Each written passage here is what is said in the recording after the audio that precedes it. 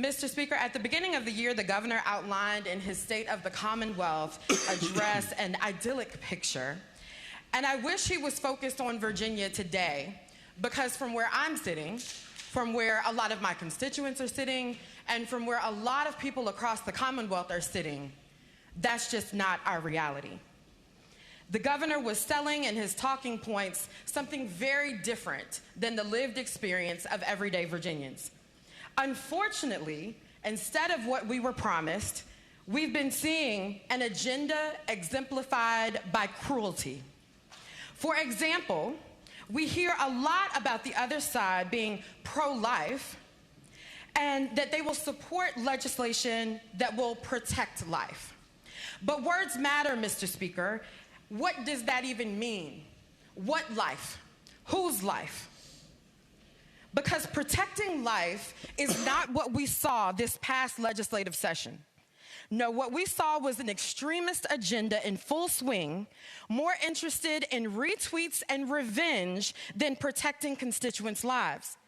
And it seems like this will continue, as we've heard promises to send down a bill to ban abortion and restrict Virginians' freedoms by taking the power away from individuals to make decisions about their own health. And that harmful bill that some in this room are so excited to patron will end up hurting people who need compassion and not cruelty. Maybe once the governor leaves Maine today, his friends here can go visit with other Republican governors than him and a few other states that have been caught flat-footed and unable to answer the questions about people whose lives are in danger because their abortion bans and talking points. They are seeing the heart-wrenching threat of death that is becoming more and more apparent for real people that simply need their doctor's help. If only these politicians had quieted their rants promoting forced birth long enough to learn about human anatomy and hear from people like the thousands of experts, patients, medical providers, researchers, economists, and voters who predicted that this would be the outcome. And the sad thing about it is, even in the face of women dying because politicians are sticking to their talking points instead of protecting their lives, that this isn't the only area where pro-life is being tested by the facts of life outside of his mansion. And for those who may want to debate this, no amount of rhetoric will obscure the truth. Virginians will continue to suffer under this administration's agenda of cruelty unless it is stopped. The Republicans' tweets and emails say that they vow to protect lives, but who they include in that is quite an exclusive group, a country club of sorts. And maybe that idyllic picture from those speeches in January was meant just for them. But to so many, pro-life is pro-cruelty. The other side's agenda is not pro-life for those Virginians relying on the services that you cut from the budget. It isn't pro-life to underfund gun violence prevention.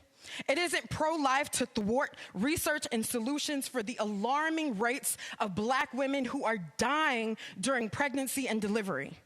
It isn't pro-life to rip away the truth and facts about the African diaspora, trying to erase our shared history. It isn't pro-life to ostracize, taunt, and endanger those who are different from you. Targeting the rabid anti-trans hatred towards literal children.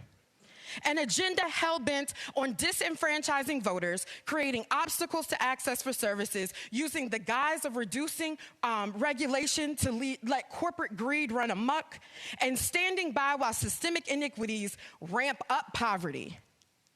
None of that is pro-life, but it is pro-cruelty. And it seems, Mr. Speaker, that it's not even about protecting life. It's about having power over somebody else's life. And another truth, Mr. Speaker, the Republican agenda does not seem to stand for much, but it is against so much. against freedom, against equity, against truth, against women, against science, against renters, against dreamers, against those with crushing medical debt, against Black-owned businesses, against those struggling to make ends meet, against school children, against members of the LGBTQIA+ community, against workers, and the list goes on. And for anyone listening that needs receipts, all you have to do is look at the vetoes and bills and votes that came from the other side.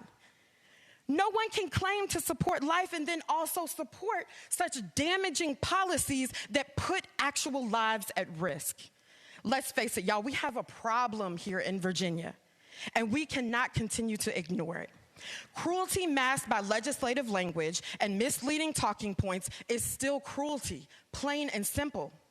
And despite politically motivated attacks on the truth, my colleagues and we know what we stand for. And just to name a few, we stand for those seeking health care. We stand for those seeking equal access to our democracy. We stand for those seeking good jobs with good pay. We stand for those who need a second chance. We stand for those trying to prevent gun violence. We stand for those suffering in dangerous housing under slumlords. We stand for those who just want equitable opportunities so we can all thrive. So today or any other day, instead of spewing talking points that go against reality and traveling to other states for personal ambition, we over here stand ready to continue to do the real work of fighting for people right here in Virginia that need us to do our jobs the most. Thank you, Mr. Speaker.